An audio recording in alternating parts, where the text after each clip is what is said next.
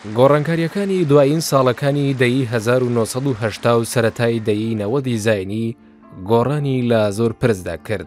ئەم خاڵی وەرشەرخانە بە تایبەت لەسەر دنیای کۆمۆنیستی و تێکۆشەرە چەپەکان کاریگەرتر بوو. دنیای خەیاڵی ئەوان ڕووخا بوو. ئەمە جیهانبینی بەشێکی زۆر لە چەپە کوردەکانیشی گۆڕی. ئەگەر هەمووشیان مۆری پەسەندیان لە لیبرالیزم و جیهانی سەرمایەداری نەدا، بەڵام زۆرێک لە بەهاکانی ڕاستەکانیان قبول کرد. یەکێک لەو سیاسیە کوردانەی تووشی ئەم گۆڕانە قوڵە هات، سەعید یازدانپەنا دامەزرێنەری یەکێتی شۆڕژگەڕانی گەلی کوردستان بوو کە دواتر ناوی خۆی بۆ پارتی ئازادی کوردستان گۆڕی. ئاسایی بوونە کاک سەعید مەجموعەی خەڵکی دیکە نەتەوەیی بن، بەڵام لە هەمان کاتیشدا چەپ بن، مارکسیزم بن. کاک سەعید سیاسەتمەدارێکی ڕیئالیست بوو، جۆری بیرکردنەوەی لە ساڵەکانی هەشتاکان لەگەڵ نەوەدەکان یا سەرەتای نەوەد دەبووە فەرقی بووایە، چونکە ئینسانی سیاسەتمەدار دەبێ هەلەکان بخۆزێتەوە لە کاتێکدا کە هەل دەڕەخسێ باشتر ئیستفادی لێ بکە. سەعید یازدانپەنا ساڵی 1991 یەکێتی شۆڕژگەڕانی گەلی کوردستانی دامەزراند. ڕێکخراوەیەکی نەتەوەیی کە باوەڕی بە سۆسیالیزمیش هەبوو. سەعید چالاکی سیاسی خۆی لە ڕێکخراوی چریکە فیدایەکانی گەلی ئێران کەمینەکانەوە دەست پێ کرد. ڕێکخراوێکی چەپی مارکسیستی کە ئەویش بەهۆی بوونی بەستێنی گونجاو لە کوردستان و بەرزبوونی هەستی شۆڕژگەڕی لە نێو کووردا لقێکی بۆ کوردستان پێکێنا بوو. سەعید یازدانپەنا دواتر بوو بە بەرپرسی لقی چریکە فیدایەکان لە کوردستان.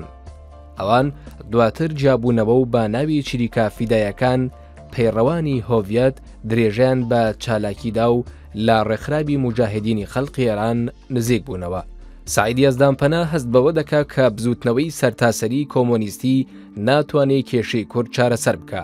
بۆ خۆی دەڵێ ڕێکخراوێکی سەرانسەری ئێرانی هەرچەندە کە شۆڕژگێڕ و بەتوانە و لەباری تەشکیلاتی نێوخۆیەوە دیموکرات بێت، دیسانیش ناتوانێت وەڵامدەری نیازی شۆڕژگێڕانەی زەحمەتکێشان و بزوتنەوەی کوردی بێت. بۆیە ئەو خوازیاری دیاریکردنی مافی چارەنووس بۆ کورد بە شێوەی فیدرالیزم دەبێت. سەعید دەڵێ ڕێکخراوێکی سەرتاسەری توانای گرێدانی کوردستان بە بزوتنەوەی سەرتاسەری ئێرانیەوە نییە و نەتەوەکانی دیکە ئێرانیش بەو ئاستە لە خەبات نەگەیشتون کە کورد پێیگەشتووە. یازدانپەنا بەم جۆرە لە حەزبە سەرتاسەریەکانی ئێران بێهیوا دەبێت. بەتایبەت لاوازبوونی ڕۆژ لە دوای ڕۆژ زیاتری ڕێکخراوە چەپەکان و کاریگەر نەبوونیان لەسەر کۆمەڵگەی کوردی وای لێ دەکا بیر لە ئەزمونێکی دیکە بکاتەوە. ئەویش ڕووکردن بوو لە خەباتی نەتەوەیی. سەعید یازدانپەنا ساڵی 1970 بۆ خۆی دەڵێ هەلومەرجی تازەی نێونەتەوەیی کە چەند ساڵێک کە بەرەبەرە باڵی بەسەر جیهاندا کێشاوە لە ناوەڕۆکی خۆیدا بەهۆی تایبەتمەندیەکانیەوە ئیمکاناتی تازەی بۆ ڕزگاری گەلان و گەیشتن بە ئازادی و دیموکراسی پێکێناوە. ئەو بەو قەناعەتە دەگا کە سۆسیالیزم ناتەباییەکی لەگەڵ دیموکراسیدا نییە و بەڵکو دیموکراسی لە وڵاتدا مەرجی سەرەکیە بۆ گەشەی سۆسیالیزم. یازدانپەنا لە ڕوونکردنەوەی ئامانجەکانی ڕێکخراوەکەیدا دەڵێ یەکێتی شۆڕژگەڕانی کوردستان لە پێناوی وەدەسێنانی مافی چارەنووس دیموکراسی و سۆسیالیزمدا خەبات دەکات. سەعید یازدانپەنا گەرچی لە ڕووی بیرروباوەڕەوە بە تەواوەتی خۆی لە جیهانی چەپ و کۆمۆنیستیدا ببڕێ، بەڵام ئەو هەستە شۆڕژگێڕانەیەشی هەر تێدا دەمێنێ کە بە گوتەی خۆی شێوەی ئەسڵی خەبات بۆ ڕووخانی ڕژێمی کۆماری ئیسلامی خەباتی چەکداری شۆڕژگێڕانەیە، شێوەیەک لە خەبات کە زیاتر ڕێکخراوە کۆمۆنیستیەکان پەیڕەویان دەکرد. بەڵام لە سەردەمی سەعید یازدانپەنادا باوی نەما بوو. ئەمەش ناکۆکی هەیە لەگەڵ بیر و باوەڕە سۆسیالیستیەکەی کە باوەڕیان بە خەباتی پارلەمانی هەیە. هەڵبەت ئەو شێوازەکانی دیکەی خەباتیشی لەبیر نەکردووە. زۆر کەس دەڵێن کە حەزبی دیموکراتی کوردستان ئێران لە بەرامبەر باڵێکی جیابەوەی خۆیدا ئەو کات یارمەتی بە دامەزراندنی یەکێتی شۆڕژگێڕانی کرد. ڕنگدانەوەی سیاست و ڕوانگەکانی حەزبی دیموکرات زیاتر ئەم بۆچوونە بەهێز دەکات. باسکردن لە سۆسیالیزم و دیموکراتیک بوونی پرسێک بوو کە دکتۆر عەبدوڕەحمان قاسملۆ هێنا بوویە گۆڕێ و ڕوانگە نەتەوەییەکانیشی بە جۆرێک نزیکایەتی لەگەڵ سیاسەتی نەتەوەی حەزبی دیموکراتدا هەبوو. کاریگەری حزبی دیموکرات لە نامیلکەی یەکێتی شۆڕژگێڕانی گەلی کوردستان باشتر بناسین بەسەر نووسینەکانی سەعید یەزدانپەناوە دیارە، بەتایبەت کە ئاماژە بە قۆناغە مێژوویەکانی ئەو حزبە دەکات. ئەسڵ و ئەساسی نییە، ئەوە شتێکە هێندێک جار بە ئامانجی جیاواز ئەوە دەخرێتە پاڵ ئێمە. ئێمە دۆستایەتیمان هەبووە لەگەڵ هێزە سیاسیەکانی ئەو دەم و یەک لەوانە حزبی دیموکراتی کوردستانی ئێران بوو. سەعید یەزدانپەنا ساڵی 1964 لە گوندێکی سەر بە شاری بۆکان لە ڕۆژهەڵاتی کوردستان لەدایک بوو. 19 سپتەمبەری 1991 لە شاری سلێمانی دەکوژرێ، واتە تەنیا 4 مانگ دوای دامەزراندنی ڕێکخراوەکەی. لە سەعاتی دەوروبەری حەوت و وردەیەکدا لە گەڕەکی زەرگەتەی شاری سلێمانی لە حاڵێکدا لە ماڵە دۆستێک دەبێت. ئەوان هاتوو تەشریفیان هێنابوو بۆ ماڵی ئێمە، پاش چەند دقەیەک کە لە ماڵی ئێمە دانیشت بوو، لە چەند دقەیەک تێنەپەڕی بوو، لە گەڕانەوەدا لە سەری کوچە تووشی ئەو ڕووداوی تیرۆرکردنە هاتبوو. کاک سەعید یەزدانپەنا لە بۆ تێبووم لەو کاتەدا لە بارگای سەرکردایەتی کاروبارم بوو.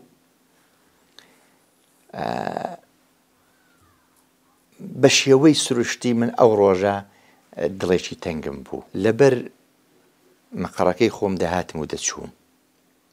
بەرپرسی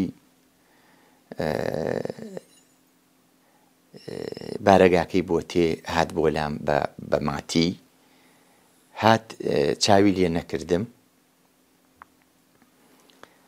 سەری داخست بوو، کوتی خەبەرێکی ناخۆشم پێیە. نزیک بە خۆر ئاوابوون بوو، مەغریب بوو، من لەگەڵ منداڵەکان خۆم و خوشکم و مناڵانی خاڵم چوینە دەرێ بۆ شتکڕین.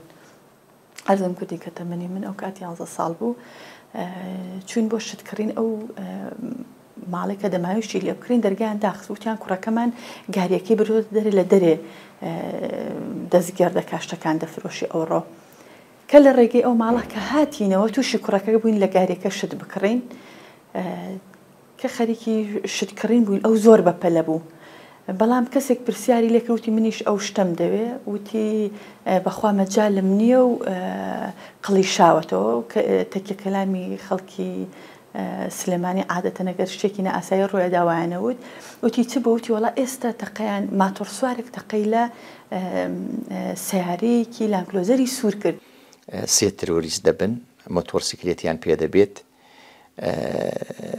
بە هەر جۆرێ بووە ئۆتۆمۆبیلەکەی ڕادەگرێت. کچی خاڵەکەم وتی بەخواوە کاک سەعید بووە، بەڵام لەو کاتاکە ئێمە لە ماڵ هاتینە دەرێ ئەوان تەشریفیان نەبوو لە ماڵ ئێمە و نەهاتبوونە ماڵ ئێمە، دیار بوو لەو فاسلێمە هاتبوونە دەرێ ئەوان تەشریفیان هاتبوو. بەداخەوە بە لێدانی 2 فیشەک لێی کۆتایی بەژیانی ئەو لاوە تێکۆشەرە زانایی کورد و ڕێبەری پارتی ئازادی کوردستان دێت. ئەگەر بینیمان لە دوورۆ کاک سەعید سەری بەسەر فەرمانەکەدا کەوت بوو، دیار بوو کە قسەی ئەو کوڕە ڕاست بوو، تەقەیان لێ کردووە. بۆیە بە پەلە گەڕاینەوە بە ماڵێ بڵێن دیمان ماڵێ هەمویان بە هاوار و گریان بەرەولای ئەو جێ دەهاتن کە کاک سەعیدی لێ ترۆر کراوە. نزیک 7 کەس هێزەکانی ئێمە گرتین و بازجووی کردن. بە پێی لێکۆڵینەوەی خۆم دواتر بکوژ لەنێو 7 کەسە دەبووە، بەڵام دواتر لە کۆمەڵێک معاملەدا کە شخصی خۆم و کۆمەڵێک لە قوتابیانی وەفاداری کاک سەعید هەمیشە ناڕەحەت بوون بۆ قەزیە و ئێستاژ ئازارمانەدا تێیدا ڕۆڵمان نەبوو لەو معاملەیەدا، بەڵام کۆمەڵە شتێک هەیە کە ئاستا ئەم سەروبەندە بۆ ئەوە نابێت کە بەحسی لەسەر بکرێت. دەنا بکوژەکان لای ئێمە دیارن، ناوەکانیان هەیە، تا ئەندازەیەکی شوێنی ژیانیان دەزانین لەچوون، دوانیان لە ئێران دەژین، لە تارانوانە دەژین، هاتشووی ڕۆژهەڵاتی کوردستانیش دەکەن، هەرسێکیان کوردن، ڕۆژهەڵاتیشن، ئەرزت کەم وێنەیان هەیە، دەزانی ناویان هەیە. بڵێم بە شێوەی دیاری کرا و دەزانین چێ تیرۆرەکەی کردووە، ئەو زانیاریانە دەستدان نییە.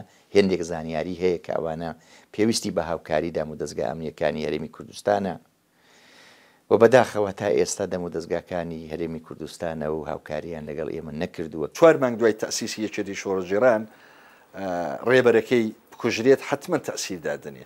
گەورەترین تەسیرێکە لە پێشە هەستمان پێکرد پەڕەوازەبوونی کۆمەڵێک کادری پێگەیشتوو بوون بۆ لەبەرەوە کە تێرۆری کاک سعید هێندێک خۆفیشی هێنا ئەمە حقیقەتێکە هێندێک خۆفی هێنانێ و تشکیلاتی یەکێتی شۆڕژێرانەوە مەجموعەیە خەڵک تا چل ڕۆژیش خۆیان نیشانی خەڵک نەدا کادریش بوون عزوی ڕەهبەریش بوون دواتر ڕێگای ئوروپایان گرتە پێشووی ئێستاژ لێوێ جانیان سلامەتە و دەژین و ڕابەتەشمان هەیە لەگەڵیان ئەوە یەکێک لە زەربەکان بوو زەربەکانی دیکە ئێمە بڕیارماندا کاک سعید هەروەکو لێنە بەشێک لە نووسراوەکانیدا ماوەتەوە و بەردەستا دەفەرمێ کە ئێمە هەرچی زووتر کۆنگرە دەگرین و لەو کۆنگرێدا کۆمەڵێکشی نوێ پێشکەشی یەکێتی شۆڕژێران و دۆستانمان و میلەتەکەمان دەکەین کۆنگرە نەژیرە مەجموعەی خەڵک لە خۆفدا پەڕەوازە بوون ڕێکخراوێک کە سەعید یازدانپەنا دایمەزراند دوای خۆی لەلایەن حوسێن یازدانپەنای برایەوە ڕێبەری کرا لە مانگی ئۆکتۆبەری 2006دا کۆنگرەی یەکەمی خۆی بەست هەر لەم کۆنگرەیەدا ناوی یەکێتی شۆڕژگێڕان بۆ پارتی ئازادی کوردستان گۆڕدرا لە دوای ئەم کۆنگرەیەوە زۆری نەخایەن کە پاک تووشی جیابوونەوە هات جیابوونەوە بە سەرپەرشتی سمکۆ یازدانپەنا برابچووکی سعید ڕوویدا و دیسان ناوی یەکێتی شۆڕژگێڕانی کوردستانی بۆ خۆیان هەڵبژاردەوە.